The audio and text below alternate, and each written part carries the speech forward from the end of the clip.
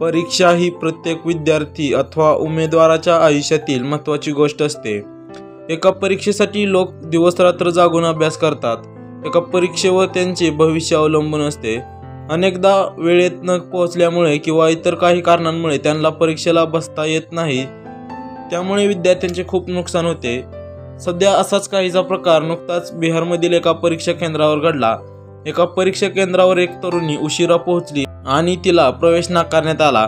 प्रवेश केंद्राचे गेटही बंद करण्यात आले होते, पण तरीही तिने हार मानली नाही आणि परीक्षा केंद्रात प्रवेश करण्यासाठी तरुणीने असं काही केलं की ते पाहून तुम्हीही थक्क व्हाल। नक्की काय केलं आहे या तरुणीने ते सविस्तर पाहूया। त्या अगोदर व्ही न्यूज मराठी चॅनेल पहिल्यांदाच पाहत असाल आणि चॅनेलला अजूनही सबस्क्राईब केलं नसेल तर नक्की सबस्क्राईब करा। जेव्हा ही तरुणी परीक्षा केंद्रावर पोहोचली तेव्हा तिला कळले की तिला उशीर झाला आहे आणि दरवाजे बंद झाले आहेत, पण तरुणी रडत बसली नाही। त्याऐवजी तिने परीक्षा केंद्रात प्रवेश करण्यासाठी अजब जुगाड शोधला।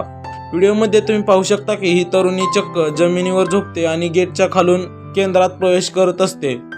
गेटच्या खाली लहानशा अंतरातून जाण्यात ती यशस्वी होते। तेथे काही लोकांच्या मदतीने गेटमधून शिरताना ती दिसत आहे। परीक्षेसाठी तरुणीने स्वतःचा जीव धोक्यात टाकला असून तिला सोडवण्यासाठी आलेल्या तिच्या नातेवाईकांनी तिला बंद गेटच्या खाली असलेल्या अंतरातून परीक्षा केंद्रात प्रवेश करण्यास मदत केली।